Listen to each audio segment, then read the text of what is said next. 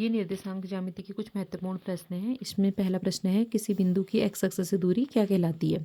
ठीक है, तो यहाँ पर एक्स अक्ष से दूरी पूछा है, तो मैंने आपको बताया था कि जब भी कोई बिंदु हमें दिया होता है तो उसका पता अगर हमें बताना हो तो कोई बिंदु क्या होता है, एक्स और वाई उसके निर्देशांक होते हैं। किसी भी कोई भी बिंदु आप ए टू जेड ले लो, अगर हमें नॉर्मली दिखाना है तो एक्स और वाई, पहला जो निर्देशांक होगा एक्स का होगा और दूसरा किसका होगा, वाई का होगा। ठीक है, तो यहाँ पर हमसे पूछा है कि एक्स अक्ष से दूरी क्या कहलाएगी। अब एक्स अक्ष से दूरी क्या कहलाएगी, आपको पता है कि ये एक्स अक्ष होती है, हमारी क्षैतिज जो रेखा होती है एक्स अक्ष होती है, और ये ऊर्ध्वाधर रेखा वाई अक्ष से होती है। तो एक्स अक्ष से दूरी का मतलब कि इससे ये या तो ये ऊपर की ओर होगा दूरी में, ये एक्स अक्ष है और ये वाई अक्ष है, या फिर अगर निगेटिव में होगा तो नीचे की ओर होगा। तो एक्स अक्ष से दूरी मतलब वाई अक्ष को दिखा रहा है। ठीक है, यानी कि वाई का निर्देशांक दिखा रहा है। वाई का कोई भी वो होगा, अगर माना यहाँ पे 3 डिस्टेंस पे है, एक्स अक्ष से दूरी 3 डिस्टेंस पे है, यानी कि वाई का निर्देशांक होगा वो। ठीक है, तो यानी कि वाई का निर्देशांक। ठीक है, एक्स अक्ष से दूरी क्या कहलाती है, वाई का निर्देशांक। ठीक है, अब है किसी बिंदु की वाई अक्ष से दूरी। अब देखिए, अगर वाई अक्ष से पूछा है तो वाई अक्ष से पूछा है तो यहाँ देख लो, अगर वाई अक्ष से पूछा है तो क्या होगा, एक्स को दिखाएगा, वो एक्स का बिंदु दिखाएगा तो एक्स का निर्देशांक हो जाएगा। तो वाई अक्ष से दूरी क्या कहलाएगा, एक्स का निर्देशांक। तो ये ऑप्शन राइट हो जाएगा।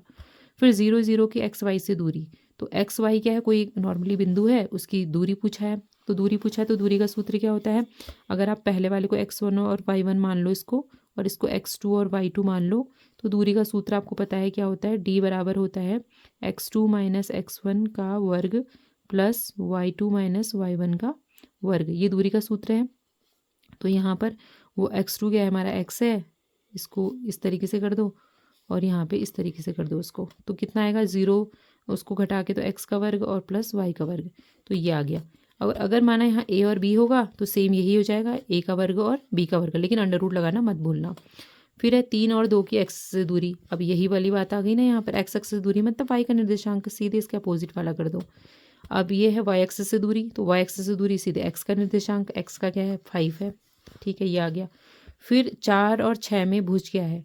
अब यहाँ पे जो कोई भी बिंदु है तो x और y, यानी कि जो उसका भुज होगा वो x का निर्देशांक होगा और कोटि y का निर्देशांक होगी। तो यहाँ पे हम शुरू किससे करते हैं, भुज और कोटि।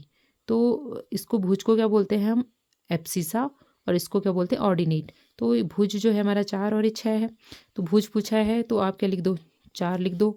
ठीक है, अब इसमें कोटि पूछा है तो यानी y का होगा 3। एक्स अक्ष के निर्देशांक क्या होंगे। अब एक्स अक्ष के निर्देशांक माने कि ये एक्स है आपका अक्ष और ये वाई है, तो इसके एक्स के निर्देशांक एक्स में ही होंगे। तो एक्स में होंगे तो अगर माना अगर हम नॉर्मली किसी बिंदु के लिए ले तो एक्स में ही होना चाहिए। वाई का अगर 0 भी हो गया तो तब भी वो एक्स ही में होगा। तो एक्स और 0, और वाई के निर्देशांक क्या होंगे। और बच्चे जल्दीबाजी में क्या करते हैं, अगर एक्स के निर्देशांक x0 हैं तो वाई के y0 हो जाएंगे। नहीं, वाई के हम देखेंगे कि एक्स के लिए 0 होगा और वाई के लिए क्या हो जाएगा, y रहेगा। ठीक है, तो पहला x के लिए 0 हो जाएगा और y के स्थान पे y ही आएगा। तो y x के निर्देशांक क्या होंगे, 0 और y। इस तरीके से आपको ये क्वेश्चन करने हैं, और जो कई बार जो है बोर्ड परीक्षा में पूछे जाते हैं, और इस बार भी हो सकता है ये पूछे